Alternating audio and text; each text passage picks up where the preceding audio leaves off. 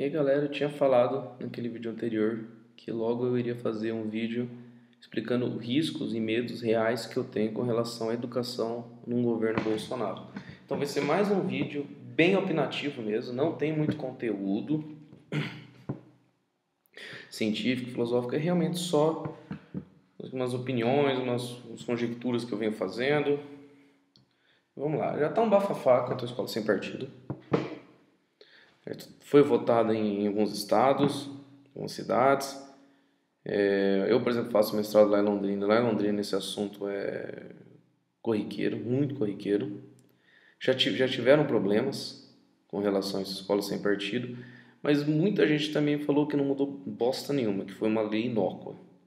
Quando falo muita gente, foram professores que trabalharam em escolas que entre aspas, já houve essa pressão para se aceitar essa escola sem partido e que na prática não surtiu efeito, né? E primeira coisa, eu vi muita gente argumentando que, mas se não surtiu efeito, não tem nada de errado, então deixa. E exclui todos os problemas de você ter uma lei inútil. Para mim é muito problemático isso, muito problemático. Quer dizer, você gastou dinheiro, para começar, você gastou dinheiro para existir essa lei, você está pagando parlamentares, os que formularam, os que concordaram, os que discordaram, os que votaram, os que compareceram, foram pagos com o seu dinheiro para fazer uma coisa inútil. E como que você fala que isso não tem problema? Isso nesses casos das escolas que afirmaram que não havia diferença. Então, para mim, esse argumento é assim, simplesmente ridículo. Dizer, mas é uma lei que como não mudou nada, não tem problema, então deixa aí. Pelo amor de Deus. Que coisa ridícula. Então quer dizer que a gente pode ir lá fazer uma lei onde que é proibido tomar sorvete entre 1h e 1h01 da manhã. É inútil essa lei, não vai fazer diferença nenhuma. E você acha certo a gente ir lá e perder tempo discutindo uma lei dessa? Gastando o teu dinheiro para discutir uma lei dessa. Então, se você realmente acha que esse projeto de escola sem partido é inútil, você deveria ser muito contra esse projeto, muito contra. A não ser que você não está nem aí para gasto público, né? Fazer o quê? Mas também tem lugares onde já houve pressão em cima de professores com relação a essa escola sem partido, principalmente dos pais. E eu tenho talvez eu possa soar um pouco radical para alguns, mas na minha opinião, assim, eu acho que os pais são os piores para decidir o que o filho tem que estudar. Infelizmente. Porque, em geral, os pais também não têm uma formação pedagógica, uma formação epistemológica para compreender o que o filho tem que estudar. E, principalmente, não tem uma formação específica na área, né? Então, não é o pai vai dar pitaco sobre o que o filho vai aprender numa aula de física e eu sendo que o pai não sabe bosta nenhuma de física. Não dá, não dá. Você tem que entender que a decisão do que estudar é complicada. O que pôr num currículo, o que colocar para um aluno, sei lá, de primeiro colegial estudar. É complicado isso, é complicado. Só que isso daí tem que vir da academia. Mas tem que se ensinar de acordo com a moralidade da sociedade? Bosta, tem que se ensinar ciência, tem que se ensinar o que a academia está discutindo, o que é científico. O lugar de escola é ensino formal, e ensino formal tem que vir da academia, e não dos pais, não dos políticos. Eu acho engraçado isso, tem pessoa que reclama do político ir lá e com uma carteirada mudar a taxa de juros, mudar a inflação, mas não, aí para cagar a regra na educação, beleza, aí pode ser a mão do governo, isso é ridículo. E assim, em geral eu já fiz um vídeo sobre esse projeto, eu li o projeto e tem uma carga ideológica ali nítida, tem um viés ideológico que você só não enxerga se você não quiser, ou se você já está tão doutrinado, isso é engraçado, né? Porque o projeto, entre aspas, é contra a doutrinação, você está tão doutrinado numa ideia que você não consegue perceber como que aquilo ali é enviesado. Aquilo ali claramente é uma propaganda conservadora, nitidamente, e que é obscurantista do discurso. Por quê? Porque, por exemplo, coloca ideologia de gênero, que se discute. Eu nem lembro se o termo está no projeto, mas se discute a ideologia de gênero. Para começar, o termo ideologia já tem a função de desmerecer o assunto. Porque o certo, para mim, pelo menos, seria estudos de gênero. Nem teoria de gênero, porque para mim ainda não é teoria científica. Teria que ser estudos de gênero. Aí você poderia falar, mas será que ele tem que ser estudado? Você já pode discutir se caberia colocar ou não no currículo. Mas não é aqui na internet que vai se decidir, que vai se discutir se isso daí tem ou não que ser colocado no currículo. É lá na academia de sociologia que vai discutir isso. São lá os professores de sociologia, são as pessoas que trabalha intimamente com esses assuntos, que vão discutir se isso deve ou não estar presente nos currículos. Também não é o presidente da República que tem que decidir isso, porque o presidente da República, em geral, não é alguém com formação suficiente para decidir esses problemas. Por isso que é importante descentralizar o governo, né? Por isso que é importante ter os ministérios, onde se coloca separadamente pessoas com competências individuais para cuidar dessas coisas, porque um presidente não consegue ter um conhecimento pleno de economia, de ciência, de educação, de saúde. Aí você fala, então pode ser um idiota para você colocar lá como presidente, porque é só ele ter uma equipe boa. Não, também não é isso. O presidente tem que ter capacidade de discutir todos esses assuntos. Ele tem que estar, pelo menos em dia, com o beabá desses assuntos. Ele não precisa conhecer em profundidade. Quem precisaria conhecer em profundidade aí seriam os ministros. No Brasil nada disso acontece, né? Mas enfim, eu só quero me opor àquele negócio de que tudo bem o Bolsonaro não entender de economia, tudo bem ele não entender de educação, porque tem o Paulo Guedes lá que entende de economia para ele, tem não sei quem vai ser que vai entender de educação para ele. Não, não é assim. O presidente também tem que ter um domínio bem básico dessas áreas para saber dialogar, até para saber escolher quem pôr. Pensa bem, se o cara não sabe nada de economia, você acha realmente que ele é apto para escolher quem vai ser o ministro da economia dele? Alguém que não entende de economia não tem como avaliar que outra pessoa entende de economia. Então fica um negócio muito do, eu acredito nele. Que é exatamente o que me parece a relação do Bolsonaro com o Paulo Guedes. Eu acredito nele. Então eu vejo esse problema, essa carga ideológica na escola sem partido, que é muito nítida. Esse viés ideológico é muito nítido. Só não enxerga quem não quer ou quem está muito doutrinado para enxergar. É muito nítido. E a intenção é realmente fazer o que eles dizem que eles estão combatendo, que é o quê? Aparelhar a educação mesmo para ensinar o que eles querem e foda-se a ciência. Por exemplo, vai ter essa discussão de colocar criacionismo em aula de biologia como algo equivalente à teoria da evolução. Tem N problemas sobre isso, muita gente já discutiu. Só que daí, se vocês colocarem criacionismo numa aula de biologia como alternativas à teoria da evolução, vocês vão ter que me apresentar uma zoologia criacionista, vocês vão ter que me apresentar uma bioquímica criacionista, porque a evolução é uma espinha dorsal da biologia, que se relaciona com os outros campos da biologia. Em geral, os campos da biologia estão todos em acordo com a evolução. Você utiliza a evolução em N estudos da biologia. Então, se você apresenta uma alternativa para a evolução, você vai ter que apresentar uma alternativa para a biologia inteira. Vocês têm essa alternativa para a biologia inteira? Esse design inteligente explica? Esse criacionismo explica toda a biologia? Explica a bioquímica? Explica a zoologia? Explica a botânica? E aí? Então tem que se ensinar ciência, tem que se ensinar o que é científico, o que está sendo discutido na academia. Às vezes nem tanto, às vezes não científico, por exemplo, de filosofia. Mas qual filosofia estudar na academia? Quais interpretações estão vigentes? O que os filósofos que trabalham com educação acham que é importante ser ensinado? Aí, cara, mas essa doutrinação marxista, porra, você vai lá no currículo de filosofia, tem, sei lá, dezenas de autores e dificilmente se fala de Marx em filosofia, geralmente se fala em sociologia. E ainda assim se fala no tripé, né? Fala o Durkheim, o Weber e o Marx. E se coloca os três em pé de igualdade, em geral. Mas eu tenho um professor de tal jeito. Ok, vai lá e denuncia o teu professor. Mas eu preciso da escola sem partido para denunciar. Não, ele foi hostil com você? Ele está fora do código de ética da profissão dele. Acabou. Agora, isso daí não pode ser desculpa para o professor também não poder dar opinião em sala de aula. Eu, por exemplo, já chegou de aluno me perguntar em quem que eu ia votar. E aí, se eu falar que eu votei no Haddad, então eu estou doutrinando ele? Isso abre brecha para um aluno ruim, e isso tem em escola, ir lá e falar para a mãe e para o pai coisa que não aconteceu. Por exemplo, falar que... Vou dar um exemplo que eu vi acontecer, que o professor não avisou o dia da recuperação e não falou qual era o assunto. E aí, a hora que foi ver, o professor avisou sim, e o aluno não tinha anotado na agenda. Então também é muito complicado confiar em aluno. Confiar porque às vezes o aluno não está prestando atenção, às vezes o aluno não entendeu a discussão, interpreta do jeito que quer, já está enviesado por conta de toda essa alienação que vem acontecendo na internet, por conta de toda essa construção desse discurso político anti-esquerda que está acontecendo na internet. Ele já pode estar muito doutrinado a olhar para um professor e o professor falar que tem burguesia, e esse cara já fala que o professor está doutrinando ele para o marxismo. E aí fodeu. Isso abre muita brecha para dar merda.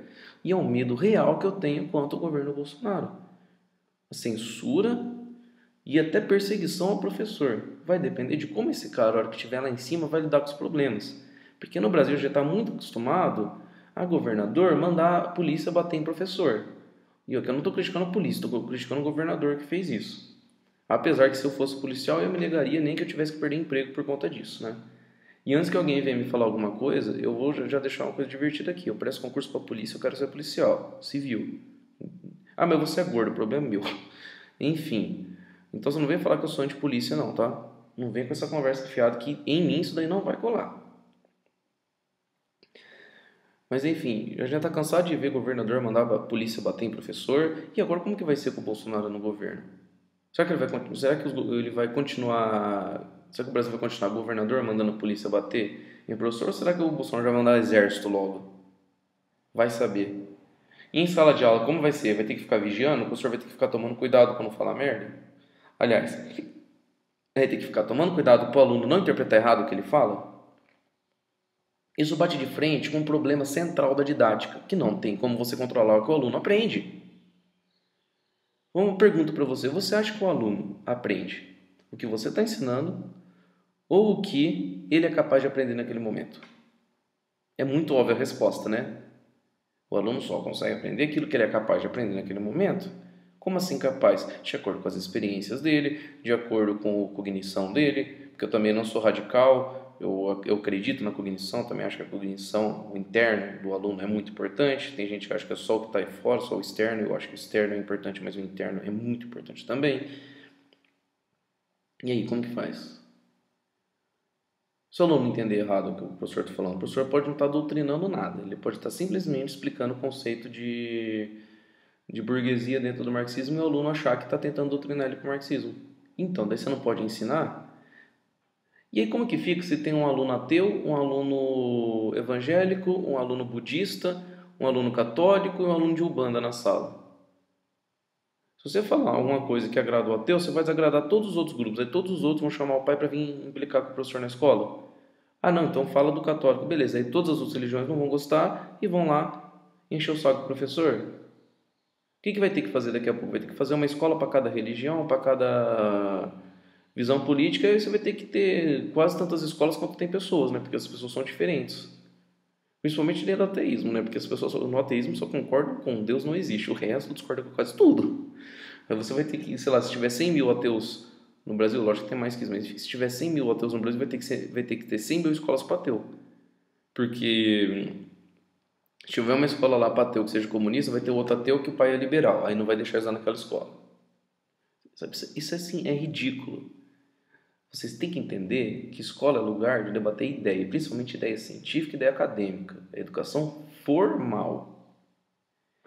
Então, você vai ter que deixar o seu filho exposto a ideias que você não concorda, e isso é saudável. Nem que for para o seu filho aprender a argumentar contra, mas é importante que seu filho tenha acesso a coisas que você não concorda. É importante que se um dia o filho discordar de você, você tenha a humildade de entender que ele também pensa diferente, que ele também é um indivíduo, que ele também tem uma história de vida diferente da sua, que vai levar ele a conclusões diferentes da sua. As pessoas, no pleno século XXI, ainda têm uma ideia ridícula e muito errada, e principalmente essas pessoas são eleitores do Bolsonaro, de que existe uma fórmula mágica para a vida e que os filhos têm que seguir essa fórmula mágica. Então, por exemplo, tem um cara lá que é católico, cara que fez um curso qualquer e prestou um concurso público nessa área e acha que os filhos têm que fazer a mesma coisa. Eu acho que o filho tem que ser católico, tem que ter a mesma moralidade que ele, rigidamente, rigorosamente, tem que fazer tudo igual a ele, tem que ter a mesma profissão que ele, não sei o quê, ou às vezes nem a mesma profissão que ele, mas tem que ter uma profissão que vai dar dinheiro e tal. Ou seja, eles querem, são assim, ó, eles vão fechadinha para a vida, linear, né? Para a vida tem que ser linear, uma coisa leva outra, que leva outra, que leva outra, que leva outra, que leva outra. Tem que seguir isso e pronto, fórmula do sucesso. Como se tivesse uma fórmula mágica para viver, né? Como se tivesse uma lista de regras que você seguir, você vai viver bem, você vai ter uma boa vida, você vai ser feliz. O que é ridículo. Ridículo do ponto de vista ético, isso é ridículo. Bom, tudo isso para falar desse medo que eu tenho com relação à escola sem partido, né? Outros medos que eu tenho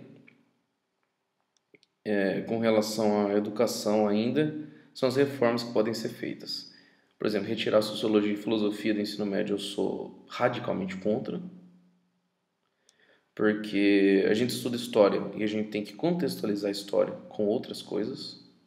A gente tem que contextualizar a história com a sociologia, com a política, com a filosofia. A gente tem que contextualizar geograficamente o que a gente está estudando ali na história e assim por diante. Mesmo na física, é muito bom você contextualizar historicamente, filosoficamente, os conceitos da física que você está trabalhando.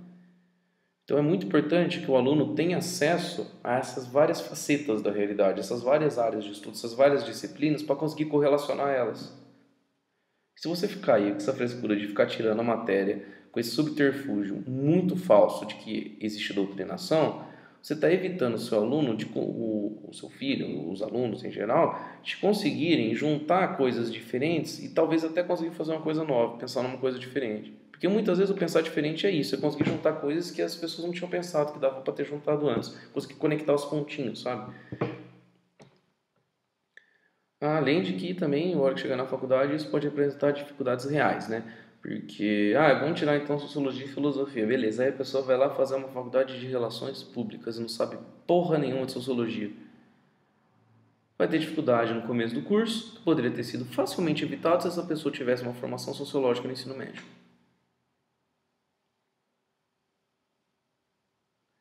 E outras coisas de reformas que também me dão medo, né? Uma coisa que eu vi o Bolsonaro escrevendo ou falando, não lembro, mas eu li, né? Eu não ouvi ele falando, eu li, agora eu não lembro se ele respondeu verbalmente, se ele escreveu uma coisa do tipo, não sei onde, eu acho que era na Índia. Na Índia, o nego já está estudando cálculo e tal, e o nosso aluno aqui só tem senso crítico sobre homossexualidade, não sei o que lá que ele falou. Primeiro que isso daí é mentira. Você não pode pegar casos isolados e tratar como se fosse regra, como se todo aluno de 15 anos da Índia soubesse cálculo. E faço mais uma pergunta. Você acha que faz diferença um aluno de 15 anos saber cálculo? Será? Em que contexto? Aonde? Em qual cidade? Por quê? Por que eu faço essas perguntas? Porque será que é tão interessante assim? Será que não tem outras coisas de matemática mais importantes? O que a academia vem falando sobre o ensino de matemática? Sobre educação matemática? Que é importante? A academia está falando que é importante aluno de 15 anos saber cálculo? Por que a academia está falando isso? Ou por que ela está falando o contrário disso? Então, o Bolsonaro é pseudocientífico, sim, nitidamente, e me parece que boa parte do governo dele vai ser pautado em pseudociência, e essa vai ser talvez o pior caso, não sei se o pior, porque o meio ambiente também acho que vai ser feio. Tudo palpite, tudo conjuntura aqui, a gente só está pensando, só estou conjecturando as coisas. Mas nesse sentido da educação vai ser muita pseudociência, muita pseudagem. Muita gente que não sabe nada de educação querendo ditar as coisas que devem ser ensinadas, etc. E não é o lugar disso, não tem que partir lá de cima do governo, tem que partir daqui, das pessoas que estão estudando esse negócio. O que as pessoas estão mostrando? O que as pesquisas estão revelando? O que as pesquisas estão concluindo? É bom ensinar cálculo no ensino médio? Às vezes você tem ali um nível bom de aluno, beleza. Mas será que isso é um problema central? Será que não tem problema maior? Será que os caras não estão nem aprendendo o básico de matemática, você já está preocupado em ensinar cálculo? E o mais engraçado, será que o Bolsonaro sabe cálculo para estar falando isso? Porque às vezes se ele souber o que é cálculo, ele vai falar, talvez não tenha que aprender isso daí mesmo, né? Não sei.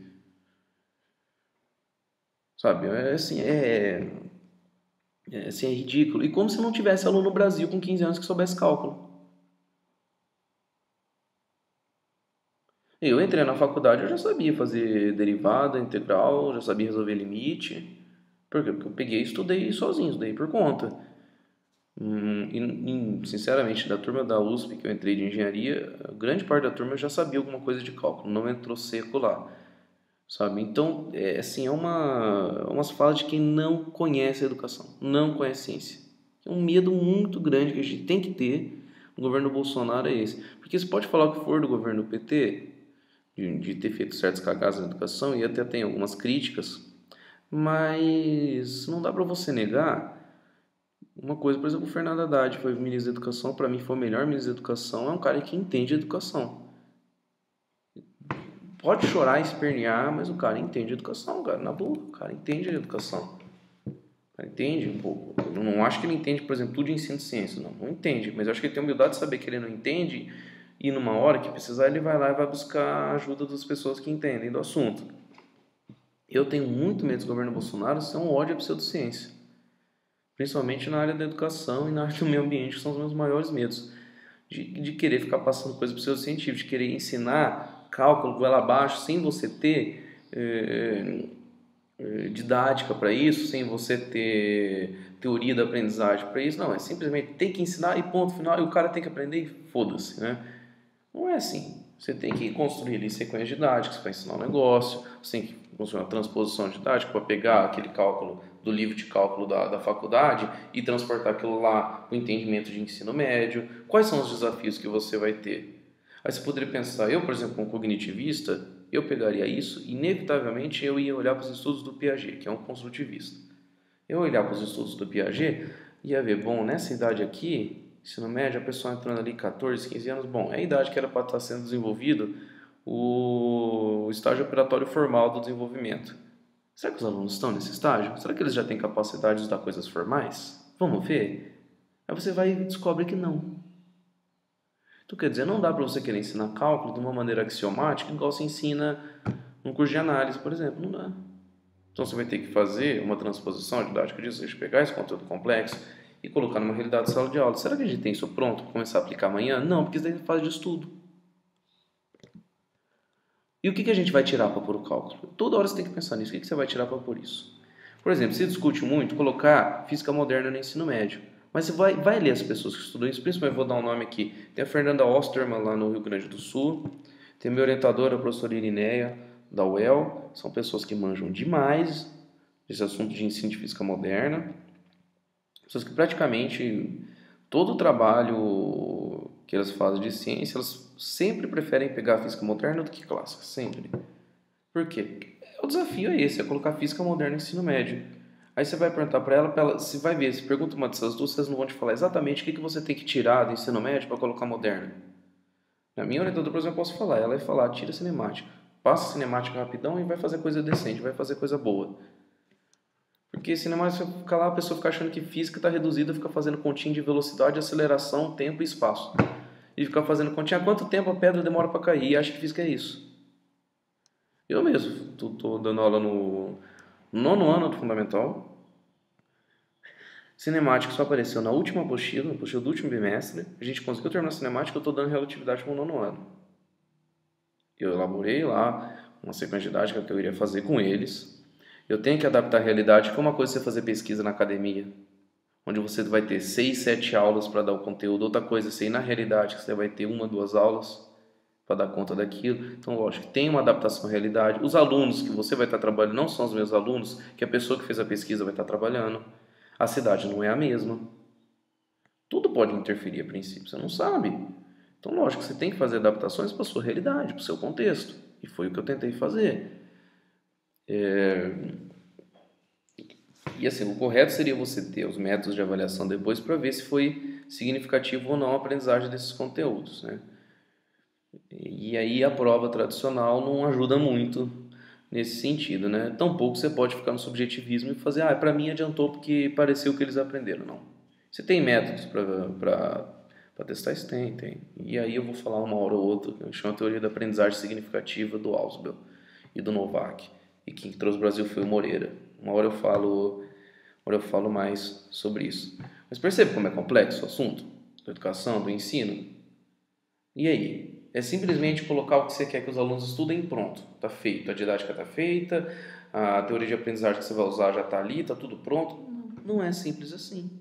Tem todo um processo. A gente estuda há muito tempo, inserir física moderna no ensino médio e até agora está difícil. Aí você acha que um dia você vai, num governo de 4 anos, você vai acordar um dia lá e falar, agora vai ter cálculo no ensino médio, vai pôr cálculo no ensino médio. E o professor está formado para ensinar cálculo no ensino médio? Vai ter que fazer a formação continuada, que eles chamam, né? Formação continuada vem funcionando bem no Brasil? É uma ótima ideia. Sou extremamente a favor de formação continuada. Mas tem que ver como que está sendo a formação continuada. Está adiantando com os professores? Os professores estão fazendo direitinho a formação continuada? Está valendo a pena? Se não, por que não está valendo a pena? O que tem que fazer para melhorar a formação continuada? Tudo objeto de pesquisa. Então não é simples desse jeito. Educação, ensino não são coisas simples. Para você tratar com essas frases de efeito do Bolsonaro. Então vamos lá, só recapitulando o vídeo. Medos reais que eu tenho com relação à educação e a ensino no governo Bolsonaro. Um deles é a escola sem partido, que eu acho que pode dar merda, pode virar perseguição e censura de professor, além de propaganda ideológica, pode correr o risco até de virar uma doutrinação do outro lado, né? Que eles afirmam que tem uma doutrinação, mas na verdade o que eles querem é doutrinar do lado deles, né? Isso é uma coisa, parece que ninguém é contra a doutrinação, a pessoa só é contra a doutrinação dos outros, né? Ah, isso é mais uma coisa importante, estava esquecendo de falar. O que é uma doutrina? Vou dar uma definição para você e você pode falar até errado essa definição porque eu não gosto dela. Então, você não gosta dela, não é por isso que ela não é válida, mas você pode me dar outra definição, mas vou dar uma definição de doutrina para você, um sistema de princípios. Então, o que seria doutrinar? Seria ensinar um sistema de princípios. Você sabe quais são as matérias que mais doutrinam realmente? Ah, eu sei, é filosofia, sociologia e história. Não, é física, matemática e química. Porque essa sim, você vê só uma linha. Você vai estudar física, você vê mecânica relacional? Não, você só vê mecânica newtoniana. E os outros concorrentes? Da mecânica newtoniana você vê? Não. Alguém está reclamando disso? Não. Você vê lá num lugar muito bom que você vê teoria atômica em física, vai. O que você vê? Você vê lá os modelos e tal, e vê a teoria, e vê como que é o átomo na teoria da mecânica quântica, você vê lá o átomo de Schrödinger e tal. Tá, e aí? E os outros átomos? Tem gente que trabalha tentando modelar átomo de outra forma, sem usar mecânica quântica. E você vai ter que dar um jeito de ensinar isso também? Então, doutrinar no sentido de forçar o aluno a seguir aquela linha de pensamento, eu concordo que é abominável. Agora você tem que tomar cuidado também, porque às vezes o doutrinar é simplesmente ensinar um sistema de princípios. E aí quem menos faz isso são as humanidades. E é quem mais está sendo reclamado, quem mais está sofrendo essas reclamações de que doutrina. Enfim, vamos lá. Escola sem partido é uma preocupação. As pseudociências, principalmente na área da educação, ciência, educação, ensino e meio ambiente, podem ferrar muita coisa ali. São as duas principais preocupações que eu tenho enquanto ao futuro aí da educação e do ensino no governo Bolsonaro. Eu sei que o vídeo ficou um pouco comprido, talvez até meio prolixo, mas esses vídeos opinativos é meio duro realmente não ficar grande, né? E às vezes eu falo várias vezes a mesma coisa. Enfim, faz parte. Muito obrigado por assistir. Dá like aí, comenta, compartilha se possível. Falou e até mais.